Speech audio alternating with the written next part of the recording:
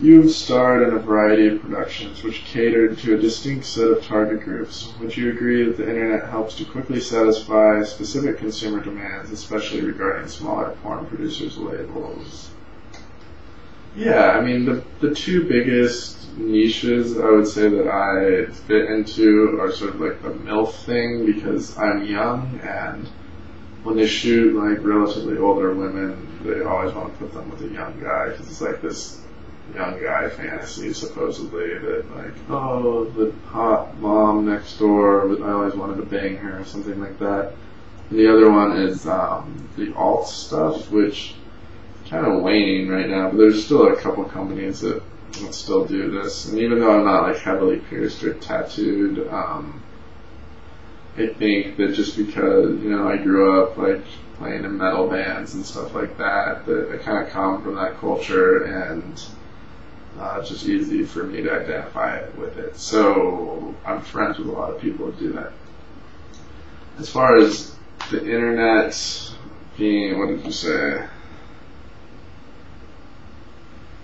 The internet helping to quickly satisfy consumer demands? Yeah, I mean, but it also oversaturates it. It's like there's a demand, like for example, the MILF thing wasn't really that popular until 5 years ago, maybe?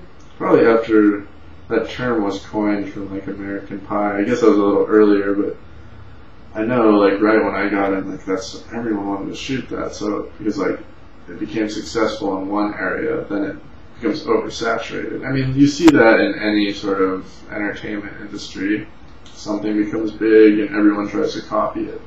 So maybe the internet, it helps you get a small piece of the pie, but I think it just makes everything hard. Instead of like back in the day, there's a few companies that are big, and you see this is like why the music industry is failing at the same time. It's like there's just so many different streams, and it's hard for any one of them to really make a big difference unless you have a really niche thing that not a lot of people can copy. And I think the BDSM world is kind of like that. I mean, Kink.com really plugged into that niche for a while, and they're huge. I mean, they bought like a military building in San Francisco. It was a big deal for the city, but it's like a fucking compound, and it's a big porn studio now, so.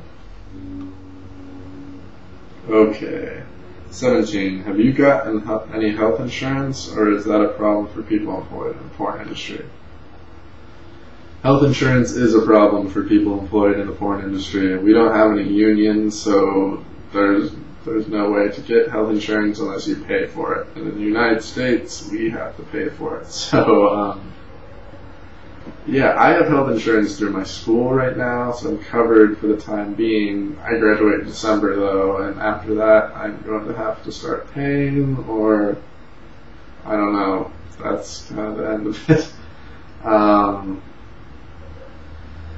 I don't know what to say about that. It sucks. I think we should unionize, but I don't know how to go about that. And the fact there's such a huge turnover rate in porn, I mean, there's people that stay in it for a long time. It's kind of a small group of people. But as far as the amount of girls who get into porn and then leave like a month later, it's hard to track like how. But I guess, I don't know, you could say that with like mainstream actors. There's so many actors, and there's people who try it out and they don't get into SAG. So maybe there's a certain point where we should develop a union. It's hard to say. I think that would then.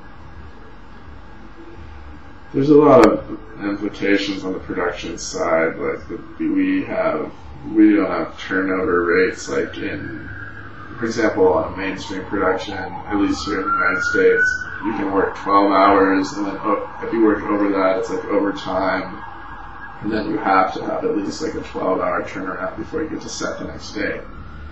Porn, that doesn't really happen, especially because you're working for a different company pretty much every day. And if you work for a feature and they want to go 18 hours, it happens. It's been known to happen. So I don't know. I think there's no money to pay that. I mean, the budgets are so low in the first place, but it's not really a concern of the performer. I mean, we obviously want our rights to be acknowledged. think healthcare is obviously a bigger one. But we do have this place called Adult Industry Medical, which provides sort of discounted medical services for anyone in the adult industry, or anyone in the community at large, really. But mostly people in the adult industry know about it. And they provide counseling and different things like that. It's a good organization. They're also the people that test us on a regular basis. And yeah, there's no insurance. We still have to pay there as well, but it's a little bit less than if we went to like an actual medical office. It is a medical office, or we went to like a primary health provider. If we went to the hospital, let's just say that. This is the last question, guys. All right. From your perspective, is the difference between amateur and professional still valid in today's pornography? Yes, I do. I mean, the difference obviously from people posting their home videos online versus people who are working. There's like the ability to make money off of this. There's an exchange of something. So that's one thing. But also, there's still like, I think, it's not necessarily like there's porn stars like Jenna Jameson, but there still is a distinction between like, there's a lot of girls in porn, and there's people who have a name for themselves, and I think it's because they treat it like a business and not like just arrive on set and get fucked. I mean, there's people who take care of their body to the point where they can do things that a normal person usually can't. Like, take for example Belladonna, or a lot of people who do the insane anal movies and stuff like that. There's a certain like routine and hygiene that goes along with that. I mean, most normal people don't know that you take enemas before anal, or that you need to stretch out, especially if you're taking like huge cocks all the time. Or, I mean, there's just a certain, like, you douche before you do a scene. You need to have a certain level of cleanliness. Working out, tanning, all this stuff is very important. But especially when you're going to put your body on camera, there's a difference between in the bedroom with your boyfriend or girlfriend versus being out there for the public. I think that if you take all that into account, and also, I mean, manage, I don't know. There's people who are definitely professional in this industry, and people who are just like, I'm a kid off the street, I just want to get fucked and make a few $1,000, and it's not really a job or career for them. You see who stays around for a while and who doesn't.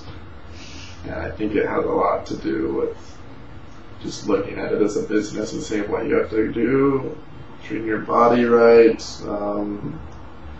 being in a psychologically sound place, I think, is also very important. Journalists, this can be very sort of emotionally hard on a lot of people. So yeah, I think there's a difference. As far as the companies, professional and amateur, as long as you have a production company, I think you're like professional. There's sometimes people that are like, they'll call up an agency and it's like, yeah, me and my friend have a video camera. We rent a hotel room. They have some money and they just want to bang the girl and film it, and that's how they get away with prostitution, which I don't have a problem with. I just think it's not really professional. So, that's it. I think that I'll stop there. I hope you guys got some information. Sorry, I kind of just got out of bed, so I apologize that I look like shit, but you got your video. Alright, bye-bye.